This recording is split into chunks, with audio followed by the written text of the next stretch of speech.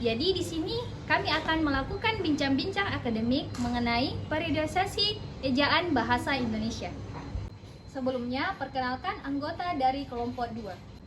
Kami dari anggota kelompok 2 dengan saya sendiri atas nama Putri Noranisa dengan NIM 10540133921. Teman saya yang di samping kanan atas nama Rizky Suhaila dengan NIM 10540110471. teman saya yang di samping kiri atas nama Israwati dengan NIM 1054011362221. Itulah anggota dari kelompok 2. Nah, teman-teman, sebelum kita membahas mengenai periodisasi ejaan bahasa Indonesia, tidak lengkap kalau teman-teman belum mengetahui apa sih itu pengertian dari ejaan. Nah, mungkin teman saya Israwati bisa menjelaskan apa itu pengertian dari ejaan. Baik, teman-teman, jadi ejaan ini merupakan seperangkat kaidah atau aturan yang harus digunakan dalam bahasa tulis agar kalimat-kalimat yang ditulis dapat dipahami oleh pembaca dan tujuannya dapat tersampaikan sesuai yang ingin dimaksudkan penulis. Nah, adapun perkembangan periodisasi ejaan bahasa Indonesia, yang pertama yaitu ejaan Van Ophuijsen, lalu yang kedua yaitu ejaan Soewandi, dan yang ketiga yaitu ejaan adaptasi EYD, lalu yang keempat atau yang terakhir yaitu ejaan ortografi Indonesia atau biasa disingkat dengan EBI. Nah, kan saudari Israwati sudah menjelaskan ada 4 periodisasi perkembangan ejaan bahasa Indonesia. Mungkin saudari Israwati bisa menjelaskan perkembangan pertama dari periodisasi ejaan bahasa Indonesia itu. Baik, jadi yang pertama yaitu ejaan Van Ophuijsen, di mana ejaan ini diperkenalkan pada tahun 1901 oleh Van Ophuijsen sendiri. Nah, yang mengadopsi aturan ejaan Belanda dengan sedikit penyesuaian.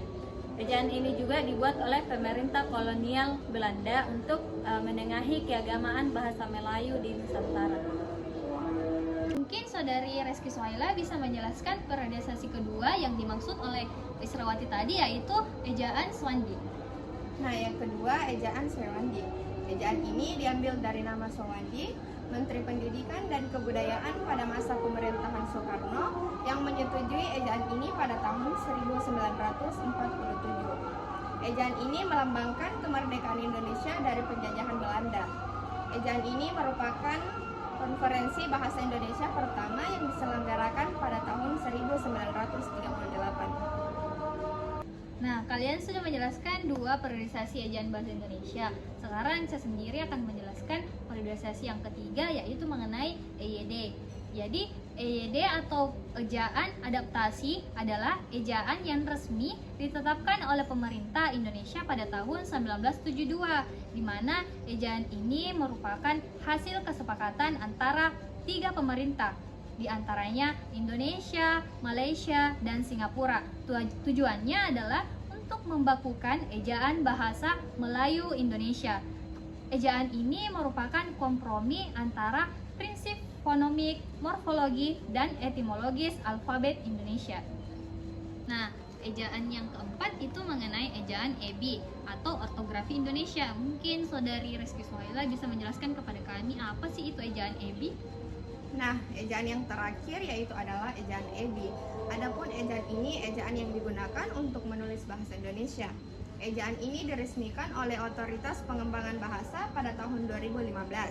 Adapun tujuan dari ejaan ini adalah untuk menyederhanakan sejarah bahasa Indonesia sehingga lebih mudah dipelajari dan digunakan oleh masyarakat. Sekian bincang-bincang akademik dari kelompok 2 mengenai materi periodisasi ejaan bahasa Indonesia. Semoga bermanfaat. Kami dari anggota kelompok 2 pamit undur diri. Sekian, billahi fisabilil haq, fastabiqul khairat. Assalamualaikum warahmatullahi wabarakatuh.